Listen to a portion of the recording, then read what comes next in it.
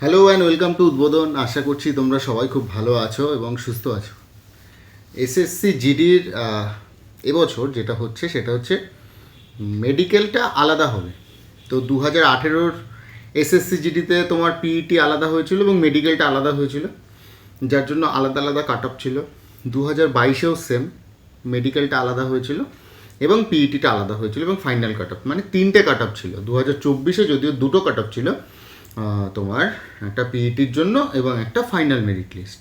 তো এবছর 2024, সরি ওটা 2023ও বলা চলে, তো 2025-এ যেটা মানে যেটা আমাদের এখন চলছে প্রসেসিং, যেটা দৌড় চলছে সেটায় দৌড় অলমোস্ট কমপ্লিট। 3 তারিখ অবধি তো ডেট ছিলই, কয়েকজনের একটু পিছিয়ে সেটা 15-16 তারিখ পর্যন্ত হয়ে রয়েছে। তো আমি একটা ভিডিও করেছিলাম যে কত লোক মানে কীরকম কি বাড়তে পারে এবং কার সেন্টারে ঠিক কীরকম কি পাস করছে সেটা একটু জানানোর জন্য অনেকে আমাকে কমেন্ট করেছে এবং কমেন্ট করে চলেছে। সেটার জন্য তো তোদের থ্যাংক ইউ। তো আমি প্রিভিয়াস ইয়ারটা অ্যানালাইসিস করেছি, তো এই ভিডিওটাই এবার তোরা এনজয় কর যে কীরকম কি মেডিকেলে বাড়তে পারে। তো চল আবার দেখা হচ্ছে একদম ভিডিও শেষে। কাট অফ প্রেডিক্ট করছিলাম, তো নকশাল ডিস্ট্রিক্ট আজকে আমরা করব। নকশাল ডিস্ট্রিক্টের কি, নকশাল ডিস্ট্রিক্টের ইউআরের ইউআরের কাট অফ ছিল 38 থেকে 39, ওবিসি ছিল 36 থেকে 38, 33 থেকে 33 এবং এসটিতে গেল 41 থেকে 45। একটু বেড়েছে এসটিতে, যেটা বারংবার বলেই থাকি এসটিতে কিন্তু বাড়বেই। ঠিক আছে, দেখ সবকটার থেকে এসটিতে 4 নম্বর বেশি গেছে।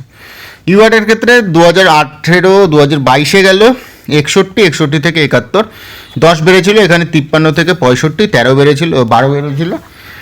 এসসি থেকে বেড়ে গেল তোর প্রায় 9 এবং এসটির ক্ষেত্রে যেটা বেড়েছে দেখ, এসটির ক্ষেত্রে বারবার বলি যেটা সেটা হচ্ছে 57 থেকে, সরি এটা আবার কী চলে আসলো, 57 থেকে 74 হয়ে গেছে। ঠিক আছে, এসটির ক্ষেত্রে নকশাল ডিস্ট্রিক্টের।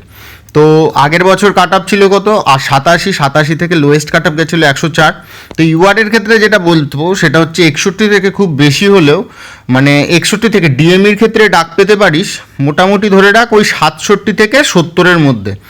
7 নম্বর আমি ধরে রাখলাম বা 9 নম্বর মতো বাড়তে পারে এবং ফাইনাল মেরিট হয়ে যাবে তোর ওই তারপরে +4 বা -4 +4 +3-এর মধ্যে ফাইনাল মেরিট হয়ে যাবে।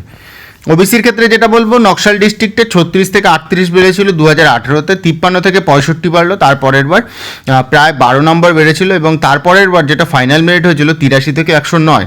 ঠিক আছে, তো 53 থেকে আমি যতদূর মনে হচ্ছে 64 মতো বাড়তে পারে, 53 থেকে 64। এবং আমি যেটা ফাইনাল প্রেডিকশান করেছিলাম সেইটা অবশ্যই তোরা দেখে নিস ফাইনাল প্রেডিকশানটা। ঠিক আছে, এসসির ক্ষেত্রে যেটা আছে সেটা হচ্ছে 33 থেকে 33ই হয়েছিল, 39 থেকে 48 হয়েছিল এবং 66 থেকে লাস্ট লোয়েস্ট কাট অফ ছিল 68। ঠিক আছে, 66 এবং 68 সিআইএসএফে।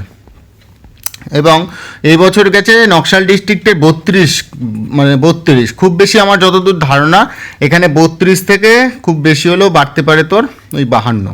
ঠিক আছে, 30 নম্বর ওই 20 নম্বর মতো বাড়তে পারে, তার বেশি বাড়বে না এবং তারপরে হয়তো 4-5 নম্বর বেড়ে ফাইনাল মেরিট হয়ে যেতে পারে।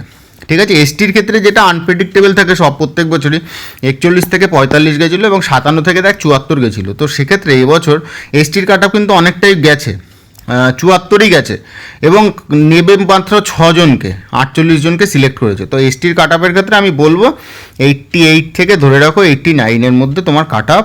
ডিএমির ক্ষেত্রে কাট অফ কিন্তু ঘুরতে পারে। তো এই ছিল ভিডিও। আর ইডাব্লিউএসের ক্ষেত্রে প্রেডিক্ট করবো, ইডাব্লিউএসে খুব বেশি যাবে না, 40 থেকে ওই 42 মতো যেতে পারে, আর কিছু যাবে না। তো ভিডিওটা ভালো লাগলে অবশ্যই বন্ধুদের সাথে শেয়ার কর। তো ভিডিওটা তোরা দেখে নিয়েছিস এবং ভিডিও থেকে কিছু জিনিস শিখতেও পেরেছিস। যদি এই ভিডিওটা তোদের ভালো লাগে তাহলে অবশ্যই বন্ধুদের সাথে শেয়ার করবি এবং চ্যানেলটাকে ভালো লাগলে অবশ্যই সাবস্ক্রাইব করে নিবি। এবং আমার মনে হয় না খুব টেনশন নেওয়ার দরকার রয়েছে, খুব একটা কিন্তু বাড়ে না মেডিকেলের জন্য। মেডিকেল থেকে ফাইনাল কাট অফ কীরকম যেতে পারে সেটাও আমি দিয়েই দিয়েছি, যেটা তোরা দেখেওছিস, যেটা আমি আপলোড করেও দিয়েছিলাম। তো অল দ্য বেস্ট সবাইকে আমার পক্ষ থেকে, খুব ভালো হোক, তাড়াতাড়ি সাকসেস হয়ে যা। আর সাকসেস হয়ে গেলে অবশ্যই মানে তোদের তরফ থেকে আমাকে বিরিয়ানি। অল দ্য বেস্ট, ভালো থাকিস।